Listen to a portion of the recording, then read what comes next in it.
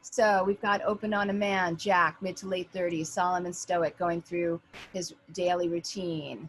You could, Jack, mid to late 30s, solemn and stoic, goes through his daily routine. Okay? Mm-hmm. Sorry. Goes through his daily routine. A montage begins. He wakes up wide-eyed, hitting his alarm clock, brushes his teeth, takes a shower, thinks of the Ellen Bernstein. Okay, so here we go. Think of the Ellen Bernstein montage from Requiem for a Dream. Nope. Okay, because you're saying, hey, direct it like this. Okay. So, and if you want to, you could, wakes up wide-eyed, hitting his alarm clock, you could, oops, sorry. Yeah, I think that's the post person in me. Right. It is. Okay, brushes his teeth, takes a shower. Okay. Jack's apartment is very bare, stark white and sparsely decorated, very much like a hotel room. Okay, so are you going to suddenly have a camera on his apartment? You know, I mean, it's not part of the story right now. No, I think I'm just trying to describe it, because we're always supposed to like try to show who the person is, and the reveal is like, this isn't a real person, this is someone that she's creating for her work pitch, you know, like this is like her. So I'm trying to show like there isn't a lot to learn about this person since he's not a real person, but if it's confusing, I can take it out. How about we do this and put it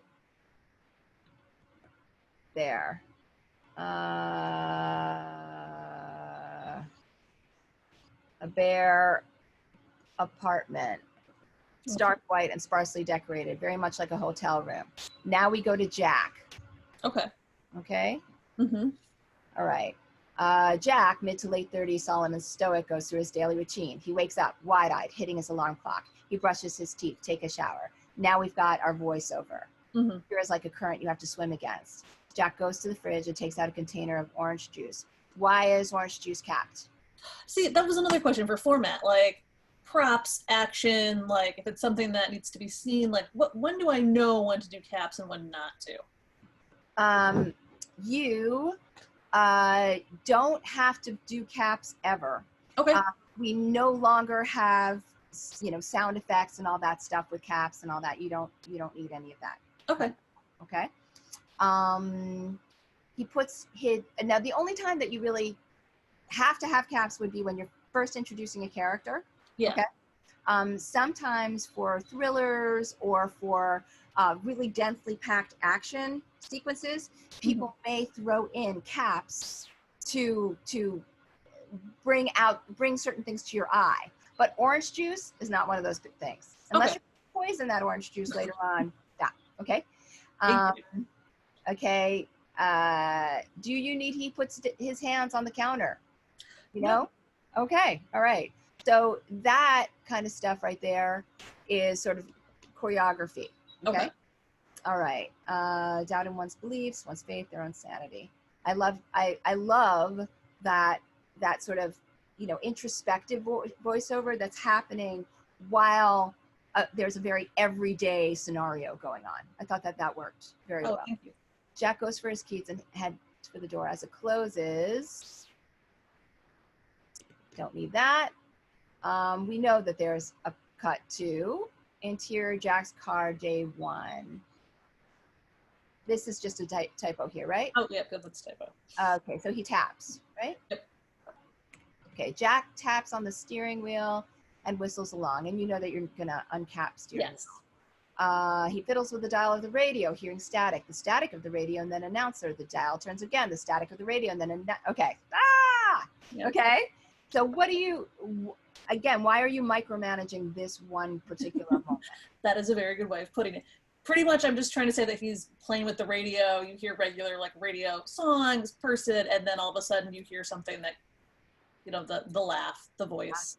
Okay, so he fiddles with the dial of the radio, hearing static. How about static and then an announcer? Okay, I'm gonna cut this. hearing static, and then an announcer, period. And let's work down the page so we really notice your demonic voice when it comes in, okay? Okay. All right, so the dial turns again. The static of the radio, the static of the radio. And then, yeah, so this is just, I think you're repeating yourself when you don't need it. Okay. The dial turns again. Let's try this. More static. When, and now let's put this on its own line again. When the sound of a demonic heckle voice. And instead of is heard on, let's go for comes through the radio. Okay? Okay. Get rid of its subtle. Okay. Okay? You could have Jack clocks it and brushes it off. Okay? Don't need, while the narrator continues, that's you telling us how to do this again. The narration is going to continue. Okay? So now let's read it. Jack taps on the steering wheel and whistles along. Okay? He fiddles with the dial of the radio, hearing static and then an announcer. The dial turns again. More static when the sound of a demonic heckle voice comes through the radio. Jack clocks it and brushes it off. Do you feel that? Yes. Okay, Yeah. cool. So now it's not all together, right? Yep. And it really feels a little more, just working down the page makes it all feel a little bit more thrilling.